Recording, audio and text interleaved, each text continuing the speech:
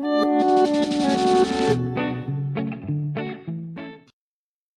guys, welcome to the Awesome channel. Today we're going to be doing a speed build of a mini English cottage.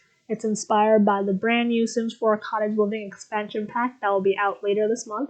So I'm super excited for that. Looking through all those items has been really exciting. I see a lot of objects that will definitely enhance the building process going forward.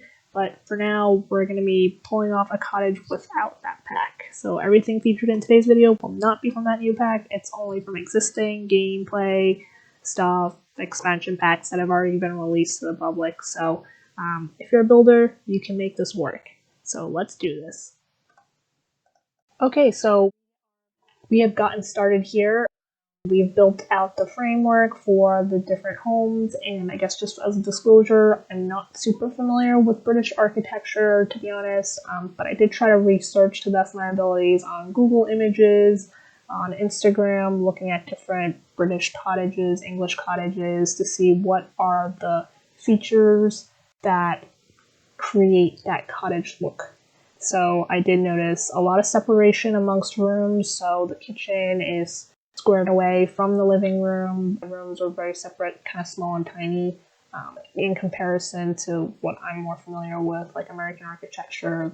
We seem to love open concepts, so it's a little bit different in style. So I tried to keep those themes where it's like smaller rooms, separation, present in today's build.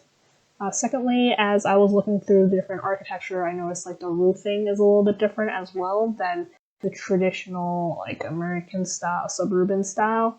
Less pointy roofs and more with like different hips as well. So I believe it's called like a jerkin head roof, where it's got the little slanties on the front, different slopes and dormers as well to show like not just one flat point.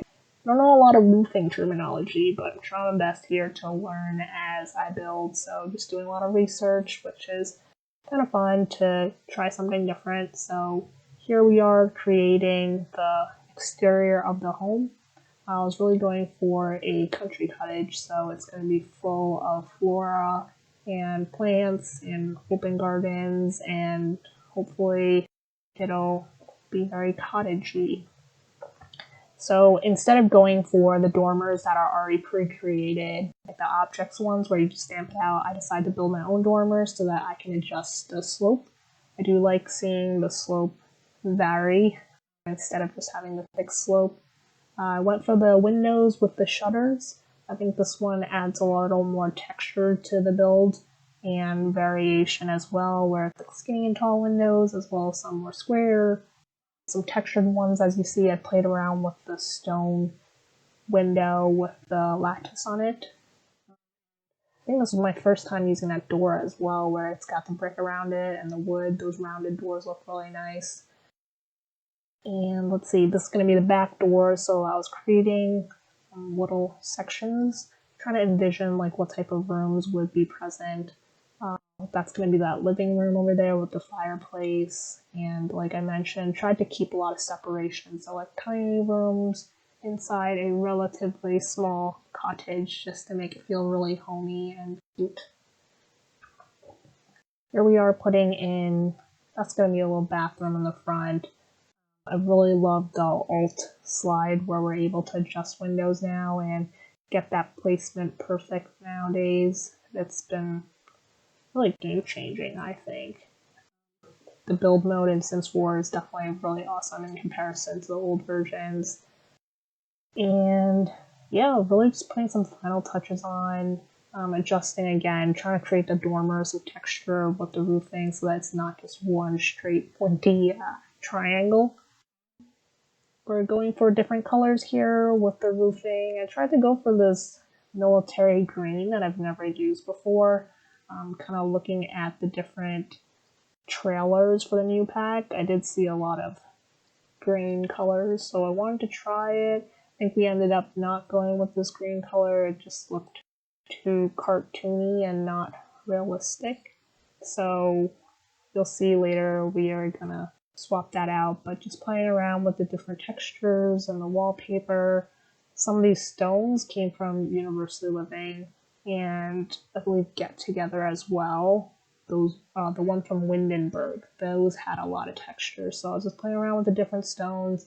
This build had really pushed me to use a lot of the wallpapers and objects that I traditionally don't use as much. I do typically build more like suburban American style homes, but yeah, this one I really played with texture.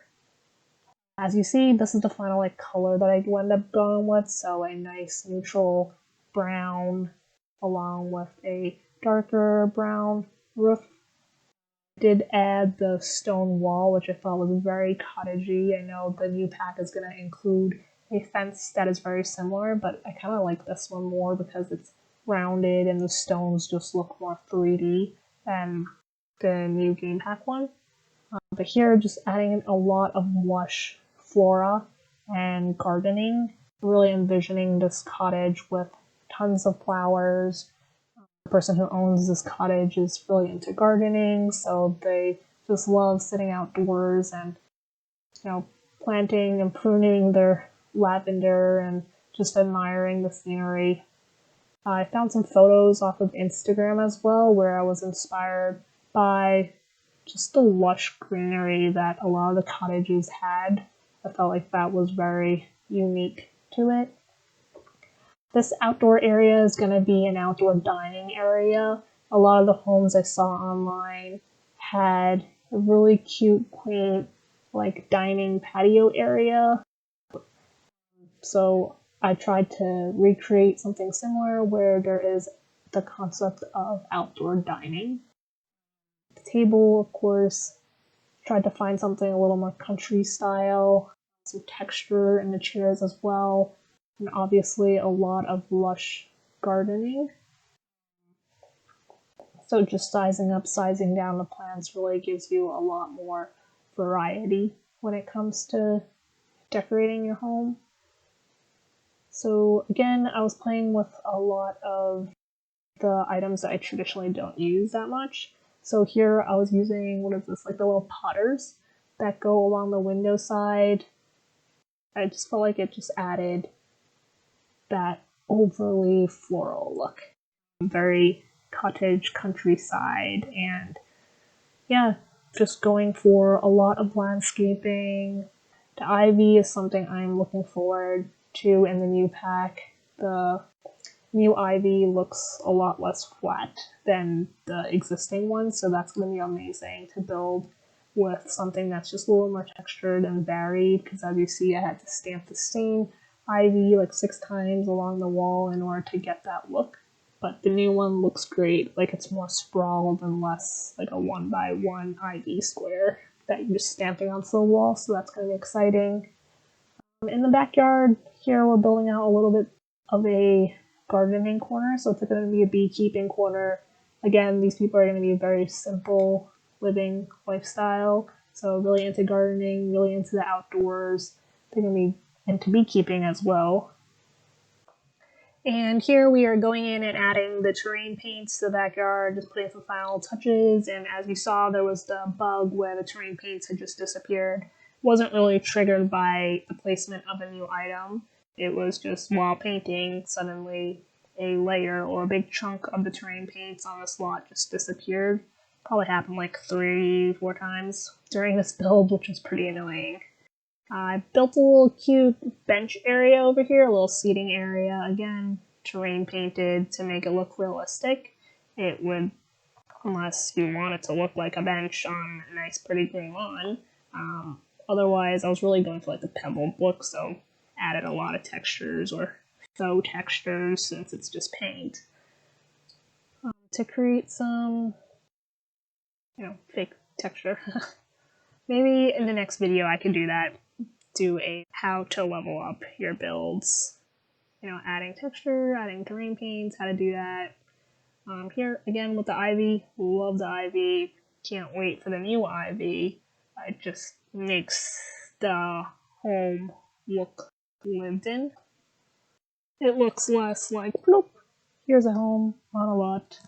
Instead, it's like a home with flora that's growing in an from the ground. Just makes it look more realistic. Adding the finishing touches, some L beams are these called? Actually, these are called corbels. So it's labeled corbler in the Sims gallery over here, but went on Google, I looked it up. It's called a corbel. These little triangular beams that pop out. That's what they're called. So hopefully you guys learned something new there in this video, because I certainly did. And we're adding a quick manual wash bin, a little laundry pail, nice plants, and my ultimate favorite country living item is the clothing line from one of my favorite packs, the laundry day stuff.